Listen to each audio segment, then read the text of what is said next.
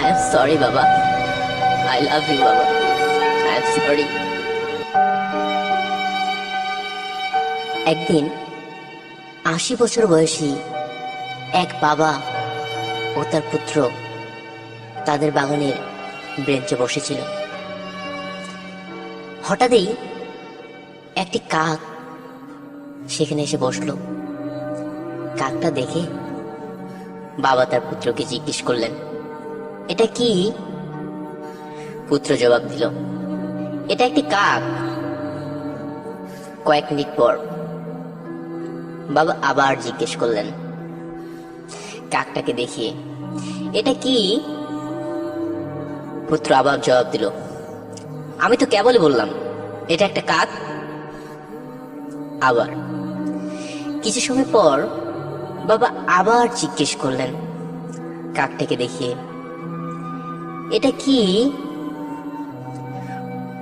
এবার পুত্র অনেকটা বিরক্ত হয়েই চড়া গলায় বলল, এটা একটা কাক, এটা একটা কাক।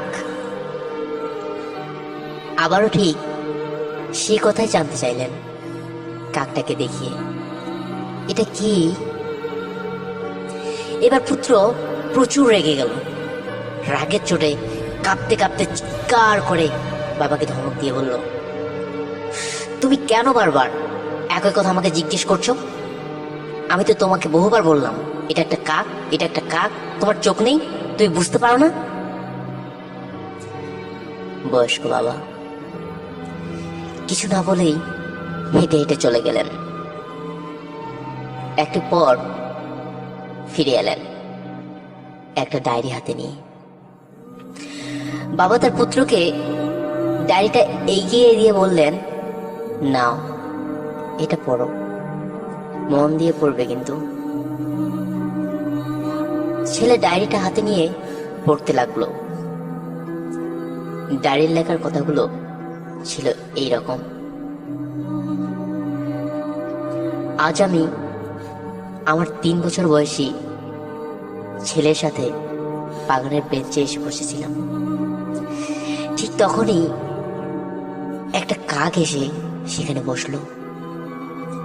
আমার ছেলে আমাকে ২৩ বার জিজ্ঞেস করলো, এটা কি?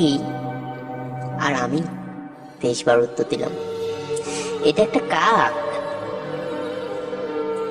আর তাকে প্রতিবার উত্তর দেওয়ার সময় তাকে গভীর ভালোবাসায় বুকে জড়িয়ে ধরেছিলাম। আমার পুত্র একই প্রশ্ন ২৩ বার জিজ্ঞেস করার পরও আমি একটু বিরক্তবোধ দেখাইনি আমার নিষ্পাপ ছেলেটার প্রতি। ডায়েরির লেখাগুলো পড়ে পুত্রের চোখের কোণে জল জমতে শুরু করলো। পুত্রের বুঝতে বাকি নেই যে তার বাবা তার কথায় আঘাত পেলেও বুকের ভালোবাসার পাহাড় পুত্রের জন্য ঠিকই জমা রেখেছেন। পুত্র এবার ডায়েরিটা বন্ধ করে জল ভরা চোখে বাবার দিকে তাকিয়ে বলল, বাবা আমায় ক্ষমা করে দাও বাবা। গভীর ভালোবাসায় বাবাকে জড়িয়ে ধরল আর মাথা নত করে ধরা গলায় বলল, আই এম সরি বাবা, আই লাভ ইউ বাবা, আই এম সরি। বাবা, ও বাবা, তোমাকে খুবই ভালোবাসি বাবা, মুখ ফুটে কখনো বলতে পারিনি। বাবা, ও বাবা, তোমাকে খুব ভালোবাসি বাবা।